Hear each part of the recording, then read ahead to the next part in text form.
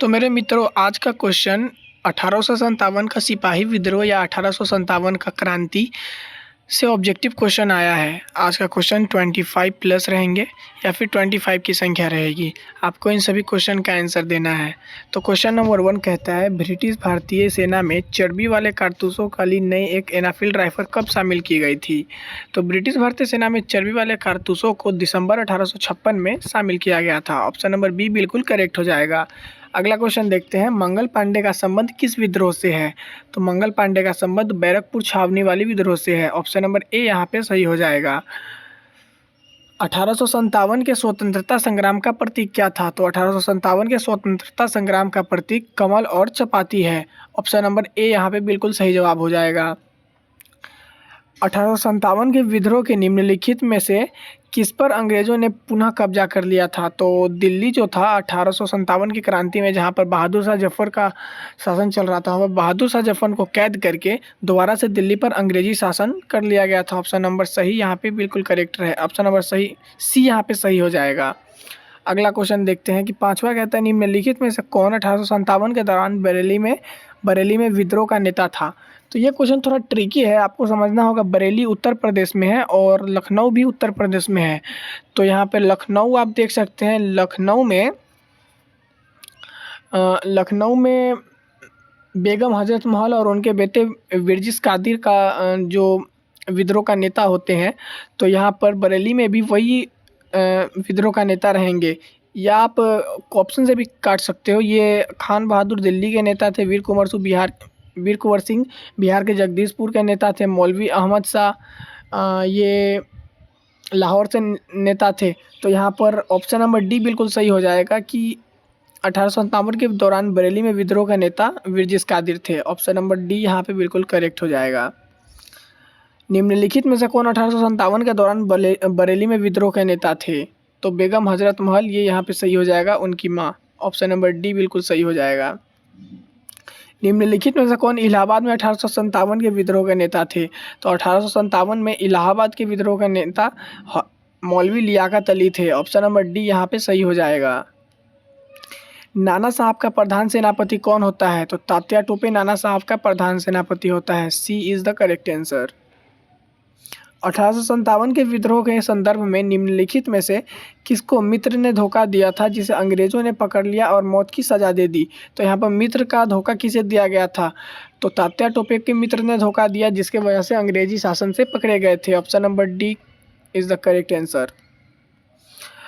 1857 के विद्रोह के दौरान बिहार में क्रांतिकारियों का नेता कौन था? तो बिहार के जगदीशपुर से बाबू कुंवर सिंह और फिर इनके भाई जगदीशपुर से मतलब नेता रहते हैं, और ये क्रांतिकारी नेता बाबू कुंवर सिंह बिहार से होते हैं। ऑप्शन नंबर बी यहाँ पे बिल्कुल सही हो जाएगा।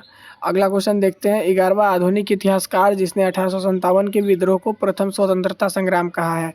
तो आधुनिक इतिहासकार कौन है जिसने 1857 के विद्रोह को प्रथम स्वतंत्रता संग्राम कहा है? तो वी डी सावरकर यहाँ पर बिल्कुल सही हो जाएगा, जिसने 1857 के विद्रोह को प्रथम स्वतंत्रता संग्राम कहा है। Option number C will be the correct answer. महारानी विक्टोरिया ने भारतीय प्रशासन को ब्रिटिश ताज के अधीन लेने की घोषणा कब की? तो महारानी विक्टोरिया द्वारा 6 जनवरी 1858 को एक घोषणा किया जाता है, जिसमें भारतीय प्रशासन को ब्रिटिश ताज के अधीन लेने की बात कही जाती है। इससे पहले भारत की जो प्रशासन थी वो ईस्ट इंडिया कंपनी के अधीन थी। आप लोग ये कन्फ्यूज़न मत रहिएगा कि 1757 से लेके पूरा 1757 से 1947 तक ये ब्रिटिश या फिर ईस्ट इंडिया कंपनी के अधीन रहती है। नहीं, 1757 से लेके 1857 तक ईस्ट इंडिया कंपनी, और फिर 1857 से 1947 तक ब्रिटिश क्राउन के तहत भारत गुलाम रहता है। ऑप्शन नंबर सी यहाँ पे बिल्कुल करेक्ट हो जाएगा। अगला क्वेश्चन देखते हैं, 1857 का विद्रोह किस कवि ने देखा था? तो मिर्ज़ा गालिब, जो दिल्ली के सरजमीन से शायर होते हैं, वो 1857 का युद्ध देख चुके हैं। ऑप्शन नंबर सी बिल्कुल करेक्ट है। निम्नलिखित में से कौन सा स्थान 1857 की क्रांति का केंद्र नहीं था? तो जयपुर यहाँ पर 1857 का केंद्र नहीं था। ऑप्शन नंबर बी यहाँ पे करेक्ट हो जाएगा इस क्वेश्चन के हिसाब से। भारत में शिक्षित मध्यम वर्ग ने क्या किया था? विद्रोह विद्रोह का विरोध किया था, या विद्रोह का समर्थन किया था, या विद्रोह के प्रति तटस्थ रहे थे, या देशी शासक के खिलाफ लड़ाई लड़ी। तो भारत में जो शिक्षित मध्यम वर्ग के लोग थे वो 1857 में विद्रोह के प्रति तटस्थ रहे थे। ऑप्शन नंबर सी सही जवाब था, सही जवाब है। क्वेश्चन नंबर 16, 1857 के विद्रोह के दौरान भारत का गवर्नर जनरल कौन था? तो भारत का जो गवर्नर जनरल था वो लॉर्ड कैनिंग थे। ऑप्शन नंबर सी यहाँ पे बिल्कुल करेक्ट हो जाएगा।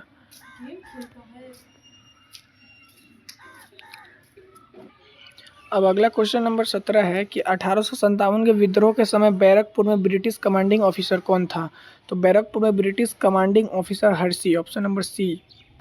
अगला क्वेश्चन, 1857 के विद्रोह के दौरान ब्रिटिश प्रधानमंत्री कौन थे? तो ब्रिटिश प्रधानमंत्री पाल्मस्टन थे, क्योंकि ये जो लॉर्ड एटली आप देख रहे हैं ऑप्शन नंबर सी, एटली 1947 के समय प्रधानमंत्री होते हैं। चर्चिल का संबंध यहाँ से नहीं है, तो ऑप्शन नंबर बी पाल्मस्टन सही जवाब हो जाएगा। 18 का ऑप्शन नंबर बी सही है।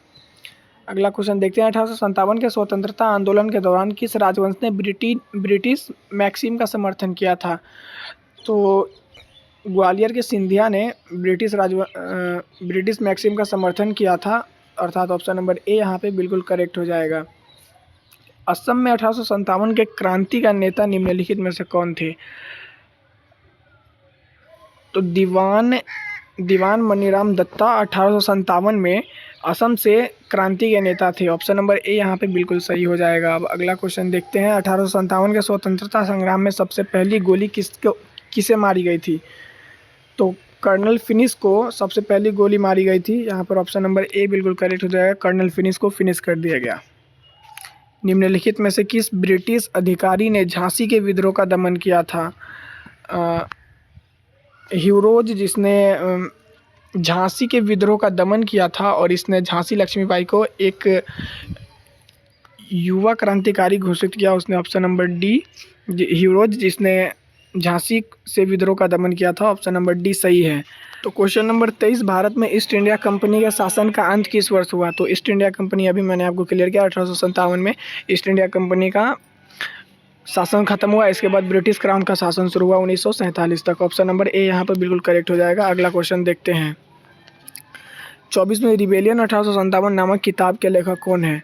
तो रिबेलियन नामक किताब के लेखक पीसी जोशी है। ऑप्शन नंबर सी यहाँ पे बिल्कुल सही हो जाएगा। पीसी जोशी रिबेलियन 1857 नामक किताब के लेखक हैं। अगला क्वेश्चन, ह्यूरोज ने निम्नलिखित में से किसे विद्रोहियों का सबसे अच्छा और सबसे बहादुर सैन्य नेता बताया था? तो ह्यूरोज ने रानी लक्ष्मीबाई, यानी कि ऑप्शन नंबर बी, रानी लक्ष्मीबाई को सबसे अच्छा सैन्य नेता बताया गया था। ऑप्शन नंबर बी सही है यहाँ पे। अगला क्वेश्चन, यहाँ पे 25 में अपना क्वेश्चन ख़त्म हो गया। आपको कैसा लगा इन सभी क्वेश्चन का लेवल आप कमेंट करके बताइए। मिलते हैं किसी नए वीडियो में, तब तक के लिए बाय बाय।